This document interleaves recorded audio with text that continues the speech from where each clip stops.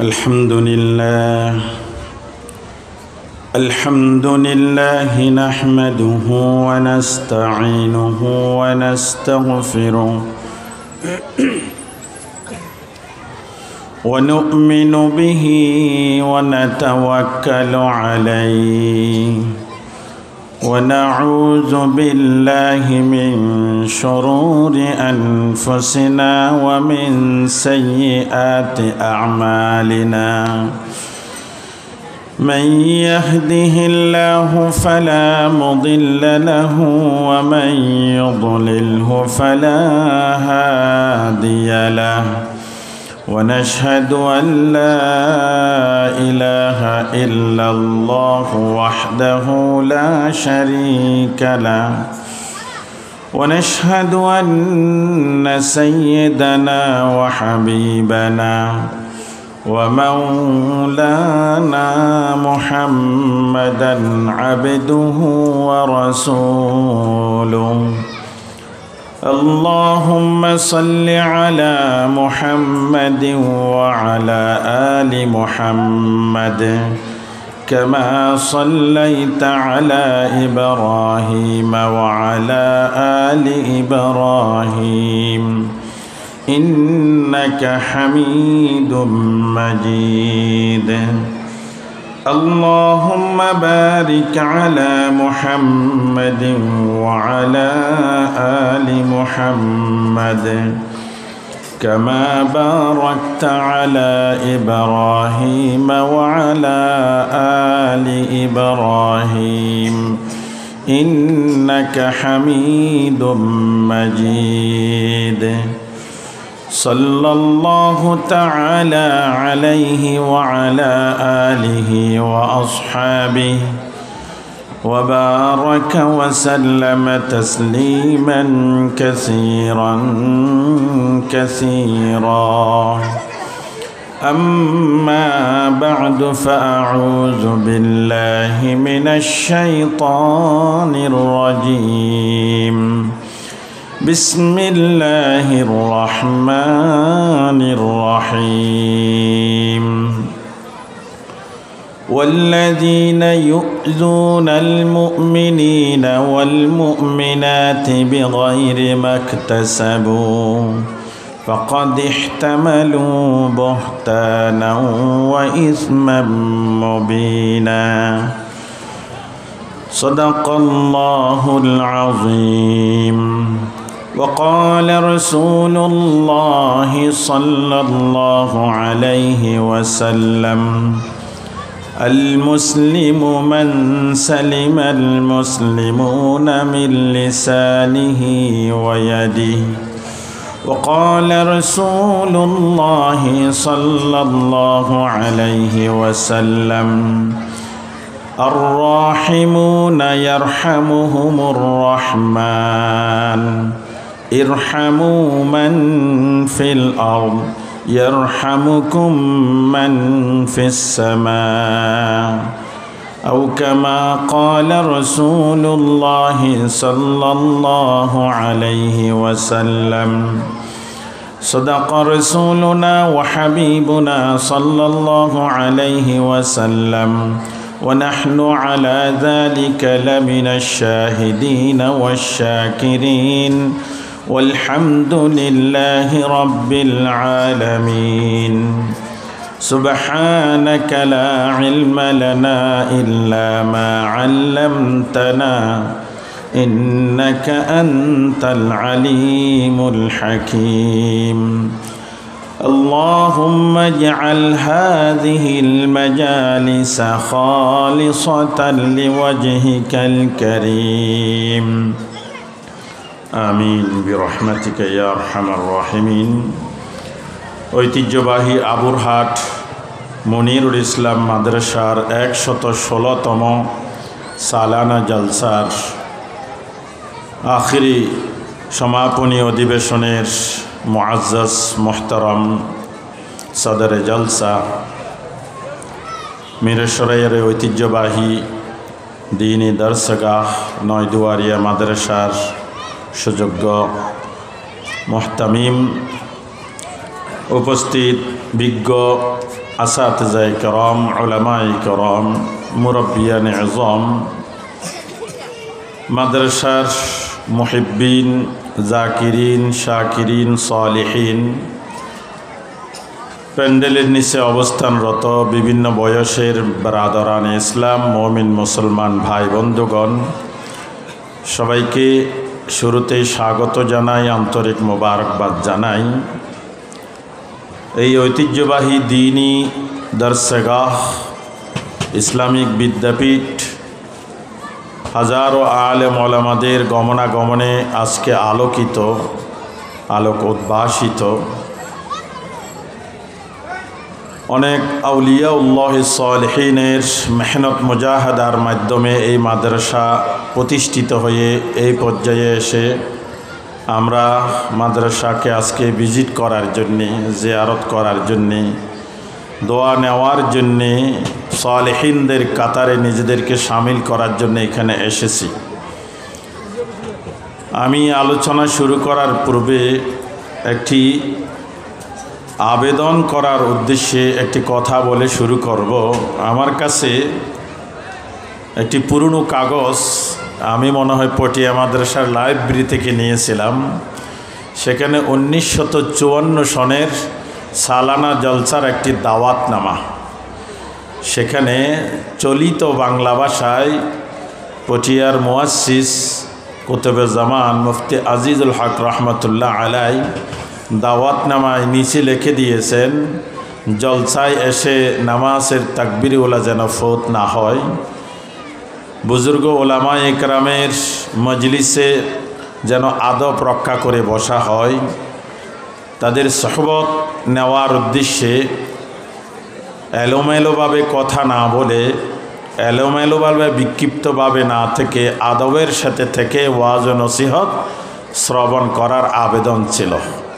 তাহলে আজ থেকে প্রায় 80 বছর পূর্বে আমাদের ওই একজন সিংহ পুরুষ, আমাদের একজন আধ্যাত্মিক রাহবার, তিনি মুসলমানদেরকে আহ্বান জানিয়েছিলেন দ্বীনি দরসগার জলসায় এসে সবচেয়ে বড় অনুকরণীয় যে বিষয়টি সেটি হলো আদবের সাথে চলাফেরা করা।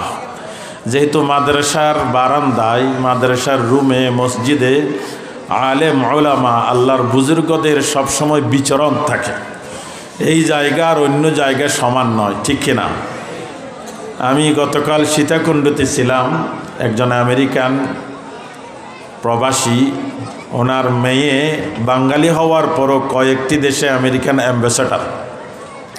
সেখানে শুরুতে একটি কথা বলেছি যে কিয়ামতের দিন জমিন আমাদের পক্ষে কিংবা বিপক্ষে সাক্ষী দিবে। কোনো মামলার নিষ্পত্তি হওয়ার জন্যে সাক্ষী, দলিল, প্রমাণ সাপেক্ষেই তার নিষ্পত্তি হয়, ঠিক কিনা?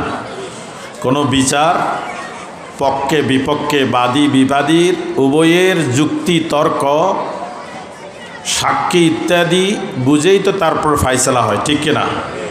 কিয়ামতের দিন, বিচারালয়ের দিন, ইয়ৌমুদ্দিন, ইয়ৌমুল কিয়ামা, ইয়ৌমুল জাযার দিন, আল্লাহ যখন বিচার করবেন, আমাদেরকে আমলনামা ভাগ্যচক্রে ডান হাতে পাবো এই প্রত্যাশা রাখছি। তখন আমাদের পক্ষে কিংবা বিপক্ষে সাক্ষী দিবে 4 জন আল্লাহর সৃষ্টি, তার মধ্যে একটি হলো জমিন সাক্ষ্য দিবে। রব্বুল আলামিন বলেছেন, ইয়াউমা ইযিন তুহাদ্দিসু আখবারাহা বিআন্না রাব্বাকা আওহা লাহা।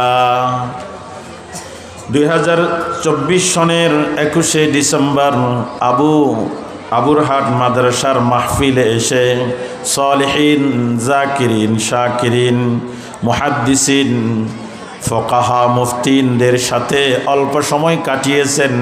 এই জমিন আমাদের সবার পক্ষে সাক্ষী দেবে, ঠিক কিনা? সেদিন সাক্ষী দেওয়ার মধ্যে এমনও সাক্ষী দিবে, হে আল্লাহ, তোমার এই বান্দা ভাত খাওয়ার জন্য শুধু দৌড়াদৌড়ি করছিল, ঠিক কিনা? হে আল্লাহ, তোমার এই বান্দা শুধু মাদ্রাসায় অলিগলি ঘুরে শুধু চা খেয়েছিল, ওয়াজ শুনেনি, দিবেন কিনা? এই জন্য যদি চান আপনার পক্ষে, আপনি জিকির করেছেন, দোয়া করেছেন, তসবিহ পড়েছেন, আল্লাহর প্রশংসা করেছেন, আল্লাহর নূরানি চেহারার বান্দাগণের কাছে থেকেছেন, এভাবে যদি আপনার পক্ষে সাক্ষী দেওয়াতে চান এই জমিনকে, তাহলে মাহফিলের আদব রক্ষা করে খুবই বিনয়ের সাথে আজমত ওয়াকারের সাথে অল্প সময় বসেন, দামি হবেন, আপনার কলব আলোকিত হবে, জীবন আমলি জিন্দগিতে পরিণত হবে ইনশাআল্লাহ। আমার নামের সাথে পরিচয় দেওয়া হয়েছে, আমি একটি বিশ্ববিদ্যালয়ের সাথে সম্পৃক্ত, আল্লাহ জাহার বিশ্ববিদ্যালয়ে পড়েছি। তো আমার কথামালাগুলো একটু গ্রাম্য হবে না, একটু আপ টু ডেট আপগ্রেড হবে। তো সেজন্য আমি বর্তমান সমসাময়িক বিষয়ের উপর আলোকপাত করতে গিয়ে অল্প সময় আপনাদের খেদমতে একটি বিষয়কে পরিষ্কার করার চেষ্টা করব। প্রথম নাম্বার বিষয় হলো ইসলামিক মৌলিক বিষয়গুলো মধ্যে বিভিন্ন আঙ্গিকে কয়েকটি মৌলিক বিষয় রয়েছে। রুকনুল ইসলাম হিসেবে 5টি রুকন ইসলামের স্তম্ভ। মানুষের অনুকরণীয়, অনুসরণীয়, মেনে চলার দৃষ্টিকোণ থেকে ইসলামের মৌলিক 5টি জিনিস রয়েছে। একটির নাম আকিদা, আরেকটির নাম ইবাদত, আরেকটির নাম মুআমালাত, আরেকটির নাম কি মুআশারাত, আরেকটির নাম আখলাক। কয়টি হলো? 5টি। আকিদা, ইবাদত, মুআমালাত, আখলাক, মুআশারাত। 5টির মধ্যে কোনো একটিকে গুরুত্বহীন রেখে বাকি 4টিকে গুরুত্ব দিলে আপনি পূর্ণাঙ্গ মুমিন হিসেবে থাকতে পারবেন না, আপনার ঈমান পরিপূর্ণ হবে না। বরং 5টি বিষয়কে একসাথে সমান গুরুত্ব দিয়ে আপনাকে গ্রহণ করতে হবে এবং 5 বিষয়ের যে দাবি, যে ডিমান্ড, সেই ডিমান্ডগুলো পালন করতে হবে, তবেই আপনি মুমিন হতে পারবেন। যেমন একটি রয়েছে ইবাদত। আপনি ইবাদতের ক্ষেত্রে নামাজের গুরুত্ব দিয়েছেন, রোজার গুরুত্ব দিয়েছেন, জাকাতের গুরুত্ব দিয়েছেন, হজের গুরুত্ব দিয়েছেন, তাহলে ইবাদতের গুরুত্ব দিয়েছেন। আরেকটি বিষয় রইল মুআশারাত। মুআশারাত বলা হয় পারস্পরিক সামাজিক জীব হয়ে মানুষ সমাজে বসবাস করবে। বাবার সাথে কি মুআশারাত হবে, প্রতিবেশীর সাথে কি আচরণ হবে, কর্মস্থলের ব্যক্তিবর্গের সাথে কি আচরণ হবে, ওস্তাদের সাথে কি আচরণ হবে, ক্রয় বিক্রয়ের সময় ক্রেতা বিক্রেতার কি আচরণ হবে, আগন্তুকের সাথে কি কথা হবে, অপরিচিতের সাথে কি কথা হবে, দেখা সাক্ষাৎ হলে কি করেছেন, কি করতে হবে, এইসব বিষয়ের টোটালি নাম হলো মুআশারাত। আপনি নামাজ ঠিকমতো পড়েছেন, কিন্তু প্রত্যেক দিন 5 জন মানুষকে বেছে বেছে গালাগালি করেন, আছে কিনা এমন মানুষ? নামাজও পড়ে আবার চায়ের দোকানে গিয়ে মুখের অপব্যবহার করে, আছে কিনা আমাদের সমাজে? তাহলে তিনি ইবাদতের গুরুত্ব দিল, মুআশারাতের কোনো গুরুত্ব দিল না। দেখুন, কেউ যদি নামাজ না পড়ে, ইচ্ছাকৃত যদি ফরজ নামাজ না পড়ে, মুফতিগণ তাকে কাফের ফতোয়া না দিল, কিন্তু তিনি ব্যক্তি হিসেবে পরিপূর্ণ মুমিন থাকেন না। কেন? আমার নবী, বিশ্ব নবী বলেছেন, আল ফারকু বাইনাল মুমিনি ওয়াল মুনাফিকি আস-সালাহ, আল ফারকু বাইনাল মুমিনি ওয়াল কাফিরি আস-সালাহ। নামাজ আদায় করলে সে মুমিন থাকে, আদায় না করলে সে কাফের কিংবা মুনাফিক হয়ে যায়। তাহলে ফতোয়া যদিও বা কাফেরের না হয়, কিন্তু বাস্তবিক পক্ষে সে মুমিন থাকে না, ঠিক কিনা? নামাজ যদি যথাযথ না পড়ে। মুআশারাতের জিন্দেগি, আচার আচরণ, কৃষ্টি, কালচার, চাল চলনে যদি কেউ আল্লাহর নবীর হাদিসের পরিপন্থী, অন্যের কষ্টের কারণ হয়ে দাঁড়ায়, ফতোয়া বা যদিও বা তার কুফরির পক্ষে ফতোয়া না থাকে, তবুও সেই ব্যক্তি মুমিন থাকতে পারবে না। এজন্যে এই মৌলিক 5টি বিষয়ের মধ্যে বিভিন্ন বিষয়ের উপর বুজুর্গ ওলামা ইকরাম সেই সকাল থেকে ঐতিহ্যবাহী এই মাদ্রাসায় মঞ্চে এসে ওয়াজ ও নসিহত, গুরুত্বপূর্ণ তাত্ত্বিক বিশ্লেষণধর্মী কথা বলেছেন। আমি গুনাহগার, অদক্ষ, অযোগ্য মানুষ, একেবারে সর্বশেষ বিষয়টার উপর কিছু কথা বলবো, সেটির নাম হলো আল মুআশারাহ, অর্থাৎ সামাজিক জীবনে বিচরণ কিভাবে হতে হবে। মানুষ অন্যের সহযোগিতা ছাড়া, অন্যের সাথে কথা বলা ছাড়া, অন্যের সাথে উঠা বসা ছাড়া মানুষ পৃথিবীতে থাকতে পারে না। মানুষ নিজের প্রয়োজন নিজে 100% নিজে পূরণ করতে পারে না। কেউ পারে? বলতে পারেন হুজুর আমাদের গ্রামে অমুকের বাবা আছে, সে দান ক্ষেত করে, আখ ক্ষেত করে, বেগুন ক্ষেত করে, সে ঢেঁড়স ক্ষেত করে, সে সব করে, তার তো অন্য কিছুর দরকার নেই। তো সে ক্ষেত করে, কাপড়ের ক্ষেত কি সে করে? কাপড়ের প্রয়োজনে দোকানে যেতে হয় না? কোন একজন বড় নেতা, বড় ব্যবসায়ী, তিনিও কি নিজের কাজ, নিজের সবগুলো নিজে পূরণ করতে পারে, নাকি অন্যের সহযোগিতার দরকার হয়? অন্যের সহযোগিতার দরকার হয়। অন্যের সাথে উঠা বসা, লেনদেন, কথাবার্তা সেটা কেমন হবে, সেটার রূপরেখা যেই চ্যাপ্টারে যে বিষয়ে বর্ণনা, সেটাকে বলা হয় আদাবুল মুআশারাত। মানুষের জীবন জিন্দেগির বিষয়গুলো কেমন হতে হবে সেই বিষয়ে আলোকপাত। সেই আদাবুল মুআশারাতের জিন্দেগির একটি পয়েন্ট হলো মানুষ মানুষকে কখনো কষ্ট দিবে না। মানুষ মানুষকে কখনো কষ্ট দিবে না। মানুষ মানুষের কষ্টের কারণ হয়ে দাঁড়াবে না। দেখুন বিষয়টার গুরুত্ব কতটুকু। আমরা যে নামাজ পড়লেন না, এশারের নামাজ, আজান মান সামিআন নিদা, আজান শোনার পর তার উপর ওয়াজিব হয়ে যায় কোনো মাযহাবে সুন্নাতে মুআক্কাদা জামাতে শরীক খাওয়া, ঠিক কিনা? জামাতে শরীক খাওয়া। এবং সলাতুল জামাআত আফজালু মিন সলাতিল ফাজদি, একাকী নামাজের চাইতে জামাতবদ্ধ নামাজের সওয়াব হলো 27 দারাজা, 27 গুণ বেশি, ঠিক কিনা? এমনকি প্রিয় নবী বিশ্বনবী সাল্লাল্লাহু আলাইহি ওয়াসাল্লাম বলেছেন, ওয়াল্লাহি, খোদার কসম খেয়ে বলছি, লাকাদ হামামতু, আমি ইচ্ছা করছি, আন আমুরাকুম বিসসালাত ফাতুকাম, আমি তোমাদেরকে নামাজের আদেশ দিব, জামাতবদ্ধ নামাজ আদায় হবে। আমি গিয়ে যে কারা কারা নামাজে জামাতে শরীক হয়নি তাদের ঘরগুলো জ্বালিয়ে দিব। কত সতর্ক, কত গুরুত্বপূর্ণ একটি বিষয় জামাতবদ্ধ নামাজ আদায় করা, ঠিক কিনা? তাহলে জামাতবদ্ধ নামাজ আদায় করা সেটা হলো ইবাদত। আবার নবীজি বলেছেন, কেউ যদি পেঁয়াজ খেয়ে থাকে, কেউ যদি মুখে দুর্গন্ধ থাকে, কেউ যদি সোডা খেয়ে থাকে, সোডা বুঝেননি? আবুল বিড়ি আর কি। আবুল বিড়ির ওল্ড ভার্সন, পুরনো ভার্সন হলো সাদা পাতা দিয়ে যেটা বানায় সেটাকে সোডা। গ্রাম্য ভাষায় সোডা, শহরের ভাষায় সিগারেট, আর আরবি ভাষায় সেটাকে বলা হয় আত-তাদখিন, স্মোকিং ইংলিশ ভাষায় বলা হয়। যিনি স্মোক করেছে, যিনি পেঁয়াজ খেয়েছে, অথবা মুখ থেকে দুর্গন্ধ যায় এমন কোনো কি জিনিস খেয়েছে, তার জন্য জামাতবদ্ধ নামাজে শরীক হওয়া নাজায়েজ।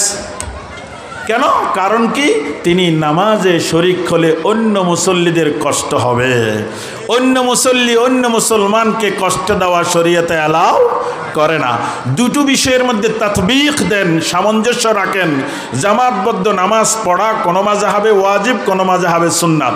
এমন একটি গুরুত্বপূর্ণ ফরজ বিধান পালন করতে গিয়েও অন্যের কষ্টের কারণ হয়ে দাঁড়ালে, যে বিষয়ে নবীজি বলেছেন 27 গুণ সওয়াব বেশি, যে বিষয়ে নবী বলেছেন আমি ঘর জ্বালিয়ে দিব, কেন তারা আজান শোনার পর নামাজে আসে না, এমন একটি গুরুত্বপূর্ণ বিষয়ে আসার জন্য বারণ করা হচ্ছে অন্যের কষ্টের কারণ হয়ে দাঁড়ালে। এজন্য ইসলাম বলেছে মুমিন মুসলমান কখনো অন্যকে কষ্ট দিতে পারে না। এখন অন্যকে কষ্ট না দিবে কখন? কষ্ট না দেওয়ার গুরুত্ব বুঝে আসলে তখনই তো কষ্ট না দিবে, ঠিক কিনা? আমাদের উপমহাদেশের বিখ্যাত একজন মুজাদ্দিদে জামান হাকিমুল উম্মত আশরাফ আলী তানভী রহমতুল্লাহ আলাই, তার কাছে সুফি সাধক ওলামা কোরআ বড় বড় আল্লাহওয়ালারা দূর দূরান্ত থেকে আসতো। তিনি তাদেরকে একটি কথা বলতো, আমার এখানে শুধুমাত্র জিকিরের ফজিলত, তাসবিহের ফজিলত, দরুদের ফজিলত, নফলের ফজিলতের কথা এখানে বেশি হয় না। আমার এখানে মানুষ কিভাবে বানাতে হয়, মানুষকে মানুষ কিভাবে হতে হয় তার শিক্ষা দেওয়া হয়। সুবহানাল্লাহ। এজন্য হযরত তানভী রাহমাতুল্লাহ আলাইহির দরবারে তার কোনো বায়াতপ্রাপ্ত কোনো ব্যক্তি অথবা তার কোনো মাজাজ যখন দীর্ঘদিন পর দেখা করতে যেতেন, তসবিহ, তাহলিল, তাহমিদ, নফলের ক্ষেত্রে যদি কোনো ঘাটতি, যখন জিজ্ঞেস করা হতো আপনি কি সকাল সন্ধ্যা তসবিহ পড়েছেন কিনা, সকাল সন্ধ্যা লা হাওলা ওয়ালা কুওয়াতা 100 বার করে পড়েছেন কিনা, সকাল সন্ধ্যা দরুদের আমল করেছেন কিনা, সালাতুল ইস্তিশরাক, সালাতুল আওয়াবিন আদায় করেছেন কিনা, কেউ যদি রিপোর্ট দিত যে নিসফ করেছে, অর্ধেক করেছে আর অর্ধেক করেনি, আমার কোনো কষ্ট লাগতো না। কিন্তু যখনই তার কাছ থেকে রিপোর্ট পেতাম তার কারণে তার প্রতিবেশী কষ্ট পেয়েছে, তার মাদ্রাসার অন্য শিক্ষক কষ্ট পেয়েছে, তার কর্মস্থলের অন্য কলিগ কষ্ট পেয়েছে, রাস্তায় চলতে গিয়ে মানুষের কষ্টের কারণ হয়ে দাঁড়িয়েছে, আমার ভিতর থেকে তার কাজের প্রতি ঘৃণা তৈরি হয়ে যেত। সুবহানাল্লাহ। এই জন্য মানুষ বানানোর কারখানা তিনি তৈরি করেছিলেন থানা বনে। পৃথিবীর ইতিহাসে শুধু মুসলিম দার্শনিক হিসেবে নয়, বরং মানুষ দার্শনিক হিসেবে একজন পরিচিত ব্যক্তিত্বের নাম হলো ইমাম গাজালি, ইমাম আল গাজালি রহমতুল্লাহ আলাইহি। তিনি বলেছেন পৃথিবীতে জীব জন্তু 3 প্রকার। মানুষের সৃষ্টি কয় প্রকার? 3 প্রকার। এক ধরনের জীবজন্তু রয়েছে শুধু উপকারই করে, শুধু লাভই করে, যেমন গরু, ছাগল, বেড়া, দুম্বা, এগুলোকে কোনো ক্ষতি করে? লাভ তো এমন করে তাদের পায়খানা পর্যন্ত আমাদের উপকারে আসে, ঠিক কি না? আপনারা যে সুস্বাদু সুন্দর সুন্দর এই যে শীতকালীন ভেজিটেবলগুলো বাজারে দেখতে পাচ্ছেন, আমাদের কৃষক ভাইদের, মুরব্বীদের কাছে খোঁজ খবর নিয়ে থাকেন, প্রত্যেকটা ক্ষেতে টমেটো, কপি, মূলা, বেগুন সবগুলোতে গরুর গোবরের সার দেওয়া হয়েছে না? জৈবিক সার নাম দেওয়া হয়েছে। নাম স্ট্যান্ডার্ড হলো, কাজ আগেরটাই, গরুর গোবর দেওয়া হয়েছে। তাহলে সেই গরুর গোস্ত খায়, গোবর দিয়ে চাষাবাদ করি, দুধ খেয়ে আমাদের ভিটামিনের পূরণ করি, এমনকি হাড়, চামড়া সবগুলো শুধু উপকার আর উপকার, ঠিক কিনা? ছাগলও তেমন, দুম্বাও তেমন, বেড়াও তেমন, এগুলো ক্ষতি করে না, শুধু লাভ আর লাভ। ইমাম গাজ্জালি ইহয়া উলুমুদ্দিনে বলেছেন আরেক প্রকারের আল্লাহর সৃষ্টি রয়েছে, তারা লাভ তো কিছুই করে না, বাহ্যিকভাবে দেখা যায় তারা শুধু ক্ষতি আর ক্ষতি করে, ক্ষতি আর ক্ষতি করে, এমন ক্ষতি করে মানুষ তাদেরকে দেখলে আতঙ্কগ্রস্ত হয়ে যায়, আতঙ্কগ্রস্ত হয়ে যায়। আমি যদি এখন একটু না হেসে, রসিকতা না করে, যদি চোখে মুখে যদি আতঙ্ক নিয়ে যদি বলি এই দিক থেকে বিষাক্ত সাপ যাচ্ছে, কোথায় আর শ্রোতা পাবো? ওয়াজ নসিহত বাদ দিয়ে লাফাতে লাফাতে সবাই চলে যাবে না যে হুজুর বলেছে একটা সাপ আসতেছে, যদি আমাকে দংশন করে। তাহলে পৃথিবীতে এমন কিছু প্রাণী রয়েছে, হিংস্র প্রাণী, চতুষ্পদ জন্তু প্রাণী, যেগুলো পায়ে হাঁটে, অথবা পাকা দিয়ে উড়াল করে, অথবা পেট দিয়ে পৃথিবীতে বিচরণ করে, সাপ, বিচ্ছু, হিংস্র প্রাণী। সেগুলোর লাভ আমাদের বাহ্যিকভাবে কোনো কিছু দেখা যায় না, মনে হয় যে শুধু ক্ষতি আর ক্ষতি, আছে কিনা? ইমামে গজ্জালি রহমতুল্লাহ আলাইহি বলেছেন আরেক শ্রেণীর প্রাণী রয়েছে যারা মানুষের লাভও করে না, ক্ষতিও করে না, বাহ্যিকভাবে তাদের কোনো লাভ করতে দেখা যায় না, বাহ্যিকভাবে তারা মানুষের কোনো ক্ষতি করে না। বনে জঙ্গলে বিভিন্ন প্রাণী রয়েছে, সেখানেই থাকে, সেখানেই খায়, আমাদের কারো কোনো ক্ষতি করে না। বলেছেন ও আমার ভাই বন্ধুগণ, তিনি দার্শনিক ছিলেন, তিনি ওলিয়ে কামেল ছিলেন। তিনি বলেছেন তুমি চেষ্টা করো ওই সমস্ত প্রাণীদের মতো হতে যারা কারো ক্ষতি করে না, শুধু লাভ আর লাভ করে। যদি তেমন হতে না পারো, তাহলে যারা সব সময় ক্ষতি করে তাদের মতো হইও না, কারো লাভও করো না, ক্ষতিও করো না, এমন যেই প্রাণীগুলো রয়েছে তাদের মতো হয়ে যাও। আল্লাহর নবী বলেছেন একজন মুসলমান কখনো কশ্চিন কালো কারো কোনো ক্ষতি করতে পারে না।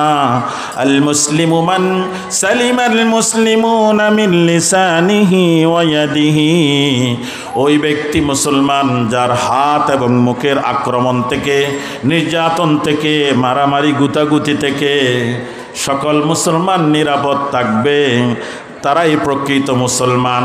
মুসলমান সেজে মাথায় পাগড়ি রেখে, শরীরে জুব্বা রেখে, বড় বড় মিসওয়াক পকেটে রেখে রেখে টঙ্গীর ময়দানে যারা মারামারি করেছে, এই হাদিস সহিহ মুসলিমে রয়েছে, বুখারীতে রয়েছে।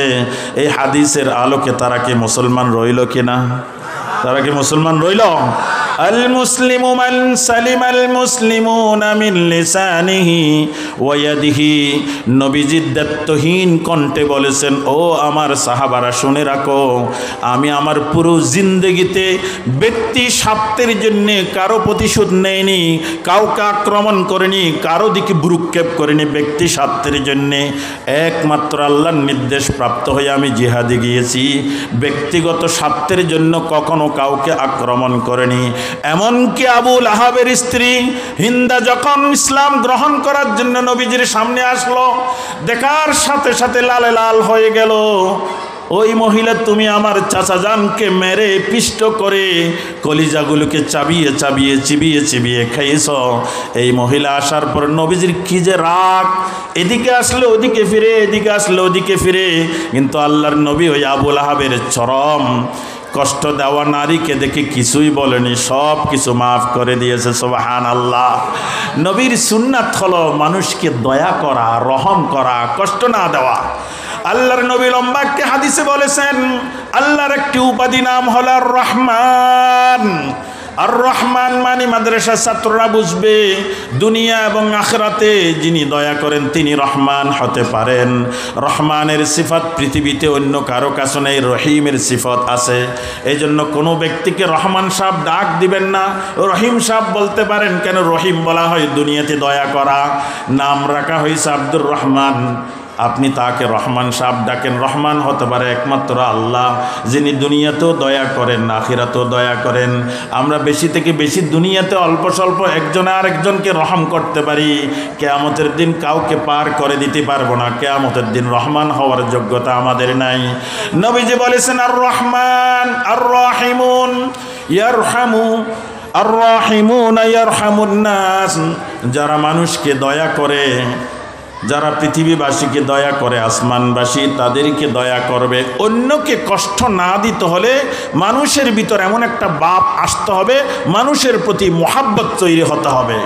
এই পৃথিবীতে যত বড় বড় বিজয় অর্জিত হয়েছে, যত বড় বড় বিপ্লব সাধিত হয়েছে, এই একটি মাত্র গুণ মানব প্রেম, মানুষের প্রতি ভালোবাসা, মানুষের প্রতি ভালোবাসা, মানুষের প্রতি স্নেহ মমতা। আপনারা মিরেশ্বরা এলাকায়, এই সীতাকুণ্ড এলাকায় এই যে সুফি নিজামী সাহেব, এই মাদ্রাসার প্রতিষ্ঠাতা, মরহুম প্রতিষ্ঠাতা যারা ছিলেন যুগের মুজাদ্দিদ, ওনারা কি মানুষকে কোনো কষ্ট দিয়েছে এমন কোনো লেখনী, এমন কোনো বক্তব্য আপনারা দেখতে পাবেন? পৃথিবীতে কোনো সুফি সাধক মানুষের কষ্টের কারণ হয়ে দাঁড়ায়নি, বরং সবাইকে শুধু দয়া, ভালোবাসা, স্নেহ, মমতা দিয়েছেন। এজন্য ঈমানের পরিপূর্ণতা হওয়ার দাবি হলো খলকুল্লাহ, আল্লাহর বান্দাগণকে মহাব্বত করা। হযরত নবী রাহমাতুল্লাহ আলাইহির একজন খলিফা ডাক্তার আব্দুল হাই, আরেফ বিল্লাহ ডাক্তার আব্দুল হাই রাহমাতুল্লাহি আলাইহি, মুফতি শফি সাহেব রহমতুল্লাহ আলাই, যখন আল্লামা তকি ওসমানী একটু বড় হলেন, তিনি লিখেছেন, এ মেশকাত জামাত অথবা হেদায়া জামাতে এসেছেন, তাকে আধ্যাত্মিক সবক, রুহানিয়ত, তাসাউফ শিখার জন্যে তাকে পাঠালেন ডাক্তার আব্দুল হাইয়ের কাছে। ইন্টারেস্টিং বিষয়, আশ্চর্যজনক বিষয় হলো, মুফতি আজমের ছেলেকে সেই সময় ইউসুফ বিন নূরি, সেই সময়ের বড় বড় সুফি সাধকদের কাছে পাঠাতে পারতেন, পাঠালেন একজন ডাক্তারের কাছে। যখন সেটা অন্য একজন মুফতি শফি সাহেব রহমতুল্লাহ আলাইহির খলিফারা জিজ্ঞেস করলেন, আপনি নিজের সন্তানকে একজন ডাক্তার, বাংলা শিক্ষিতের কাছে পাঠালেন, কোনো মুহাদ্দিস, কোনো ওলি, কোনো মুফাসসির, কোনো মুফতির কাছে পাঠালেন না কেন? বলেছেন, হযরত তানবীর অন্তর্চক্ষু ছিল অনেক প্রখর, 1000 ভোল্টের চাইতে বেশি পাওয়ারফুল। তিনি অন্যদের বাদ দিয়ে একজন ডাক্তারকে নিজের খলিফা বানিয়েছেন। তানবী রহমতুল্লাহ আলাই চিনেছেন আব্দুল হাই কি জিনিস, ডাক্তার হয়েও তিনি কলব তৈরি হয়ে গিয়েছে, সেজন্য তাকে খেলাফত দিয়েছেন। যার উপর তানবী আস্থা রেখেছেন, তার উপর আমার সন্তানের ইসলাহের জন্য আমি আস্থা রাখবো না কেন, সেই জন্যই পাঠিয়ে দিয়েছি।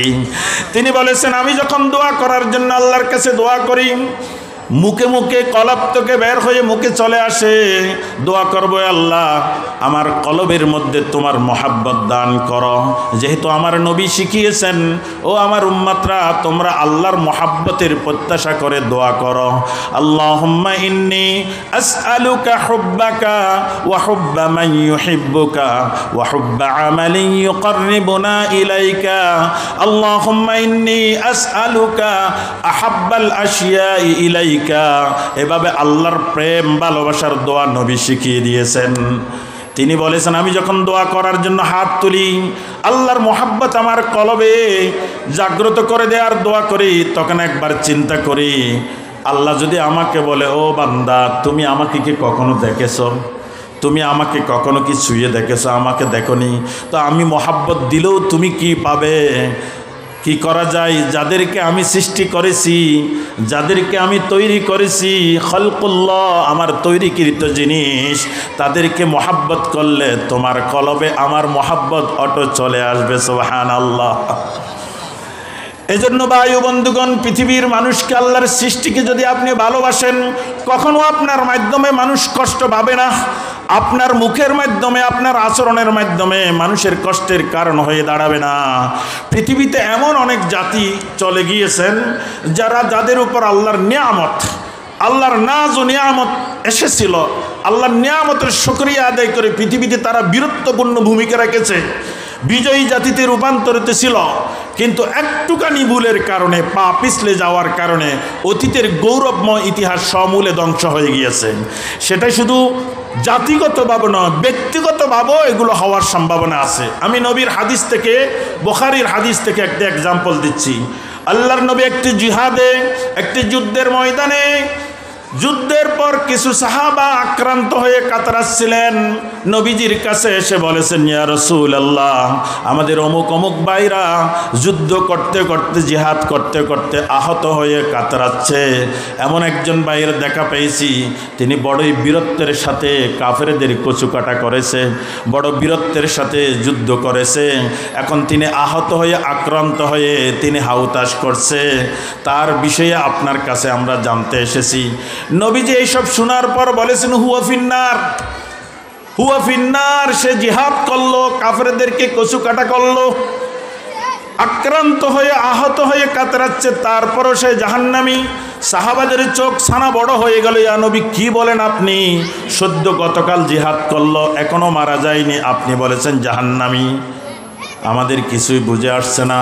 নবীজি বলেছেন একটু থামো, ইন্তাজির শুয়াইয়া, কিছুক্ষণ অপেক্ষা করো, তোমরা খবর পাবে আমি কেন হুয়া ফিন্নার বলেছি। ওই দিনের বিকেলবেলা যখন যারা আহত তাদেরকে যখন দেখতেছিল, সেই সময় কি চিকিৎসার জন্য আইসিইউ, সিসিইউ এগুলো কিছু ছিল? আহত হলো আসমানের নিচে জমিনের উপর, নিহত হলো আসমানের উপর জমিনের উপর, সুস্থ হলো আসমানের উপর জমিনের উপর। আহত হলে তাদেরকে কিছু পুড়ে টুড়ে ছাই দিয়ে রক্ত বন্ধ করার ব্যবস্থা করত। অন্য কোনো মেডিসিন ছিল? স্কয়ার কোম্পানি ছিল, বেক্সিমকো কোম্পানি ছিল, বিভিন্ন কোনো কোম্পানি ছিল? কিছুই ছিল না। সাহাবাগণ একজন একজন আহত মুজাহিদদেরকে দেখতে গেলেন। যেই ব্যক্তির কথা নবীর দরবারে আলোচনা হলো, সেই ব্যক্তিকে দেখতে পেলেন নিজের তলোয়ার দিয়ে নিজের বুকে তলোয়ার ঢুকিয়ে তিনি আত্মাহুতি দিচ্ছেন। কেন? আক্রান্ত, আহত, ব্যথা সহ্য করতে না পেরে নিজেকে নিজে শেষ করে দিল। আপনি মাসালার ফতোয়া আপনি দিবেন, কেউ কি নিজেকে নিজে আত্মহত্যা করার অনুমোদন রয়েছে?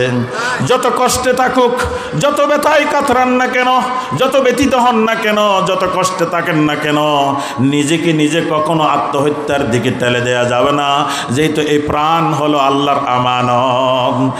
সাহাবাগণ নবীর দরবারে এসে বলেছেন ইয়া রাসূলুল্লাহ, আপনি বলেছেন হুয়া ফিন্নার, জিহাদ করলো, মুসলমান হলো, সাহাবিয়তের মর্যাদা লাভ করলো, জাহান্নামী হয়ে গেল।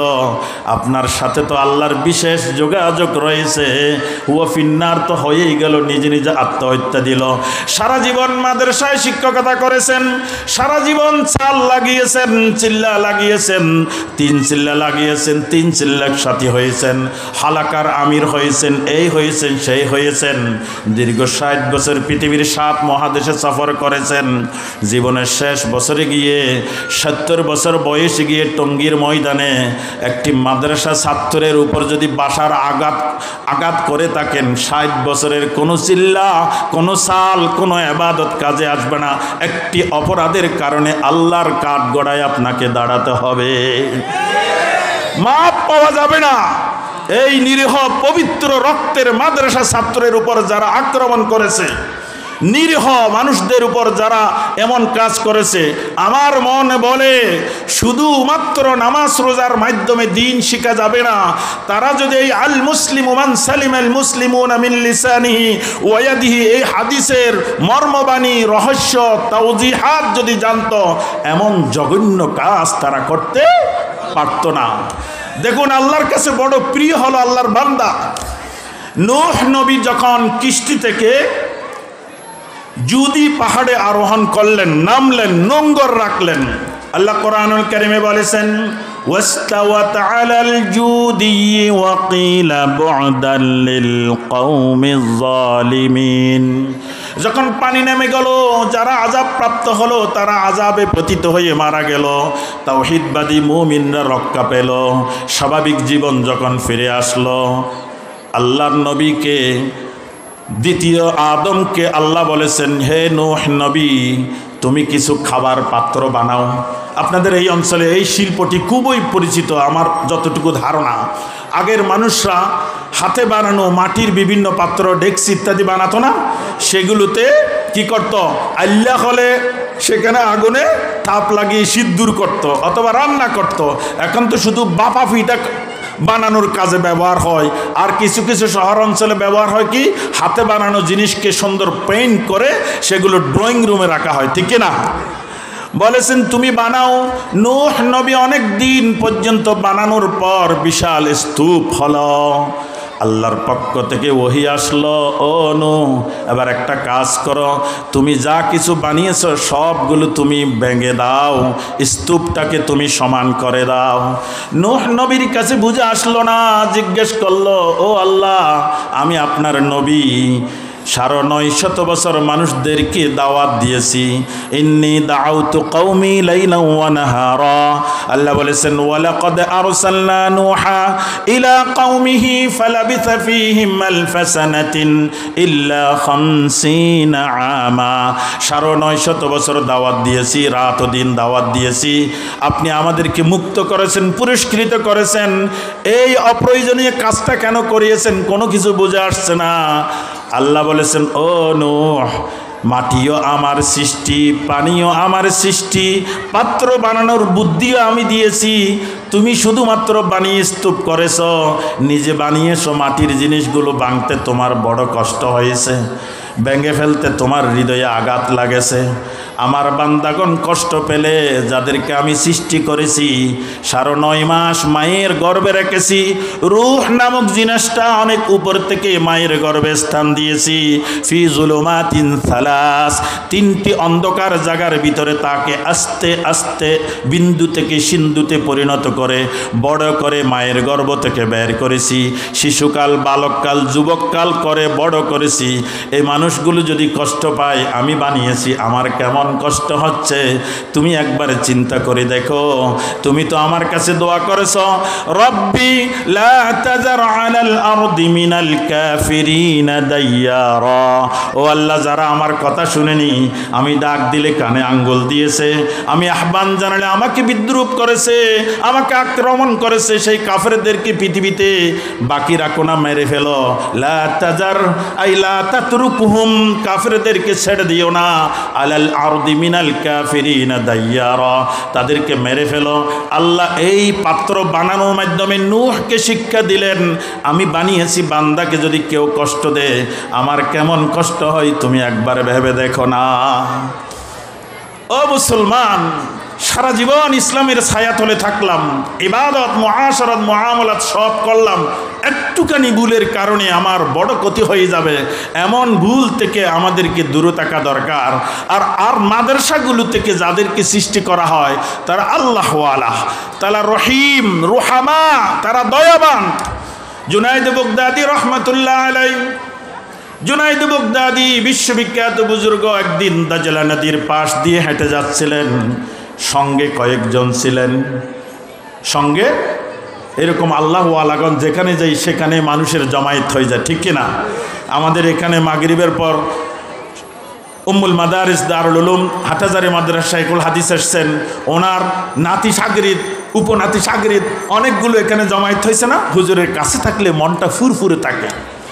এখনও আমরা তো সমাজে চলতেছি, আমাদের কোনো ওস্তাদ বুজুর্গ ব্যক্তি পেলে মন চায় যে তার সামনে গিয়ে মাথাটা নিচু করে দিই, একটু আদর করে দিই।